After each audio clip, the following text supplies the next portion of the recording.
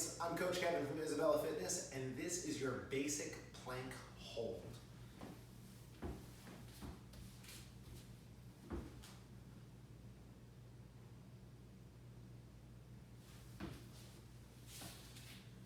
Plank holds are one of the greatest core stabilizing and strength building exercises there are. But there's a couple of things that commonly go incorrect when doing a plank hold. The first thing that I see most often is the elbows being positioned too far out in front of the body. This happens because it takes some pressure off the abs and makes the movement a little bit easier.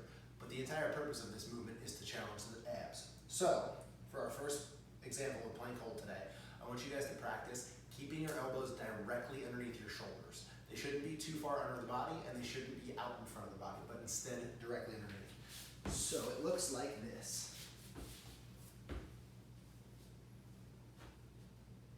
The most common flaw that I see is athletes starting in this position and getting tired and finishing back here with the shoulders behind the elbows.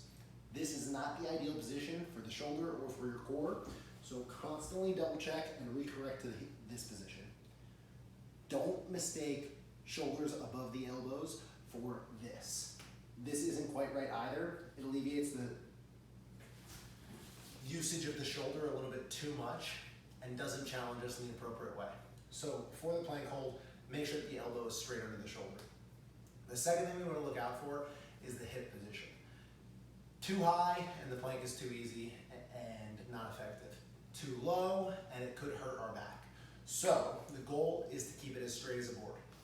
What I like to focus on while doing my plank to ensure that my body is in one straight line is my glutes. I'll squeeze my thighs and glutes as tight as I can, and that'll just allow me to double check and make sure my core is engaged. What we want to avoid is this.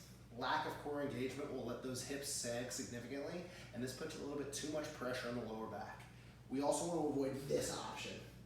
This happens commonly to alleviate any strain in the shoulder or the core, and then ends up being way too easy and not effective. So the two things to look out for: elbow under the shoulder and hips in line with the body. The plank is one of those movements where it is very easy to make it visually appear to be the exercise, but it is not very easy to get the true value from that exercise. And what I mean by that is, you can hold the plank and not focus on the right muscles and get away with it. Or you can hold the plank and purposely brace your core as tight as you can and squeeze your glutes and get a tremendously larger amount of value from that, all right? To make this movement easier, we have a couple of options. Option one is find an elevated surface.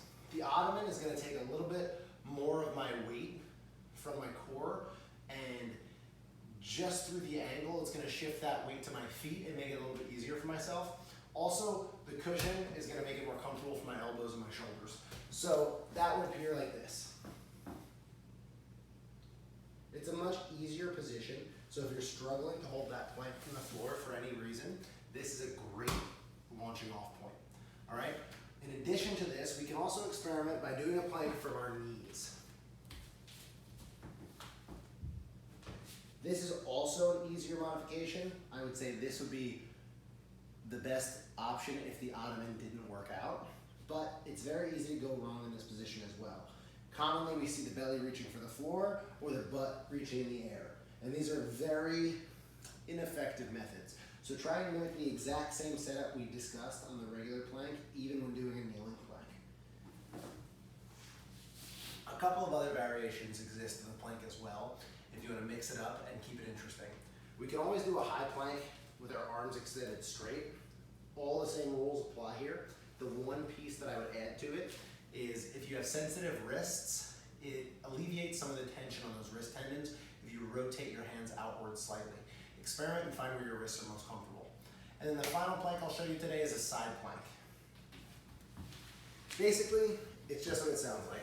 We're on our elbow and our feet and our hips are off the ground. But there is one more thing I want you to focus on. Make sure that the hips are elevated enough off the ground to make you in a straight line this way, but also this way. It's common that I see an athlete with their hips sticking back, and this is a It's not a modification, but it's a little bit of a cheat to make it easier. So make sure that you squeeze your glutes and tuck your hips in line with your body when doing a side plank. These are very aggressive on the shoulders, so start with a short period of time and build up from there. Thank you so much for your time, guys. Good luck with the plank. It's fantastic for your core strength and back health. I'm Coach Kevin with Isabella Fitness. Have a great day.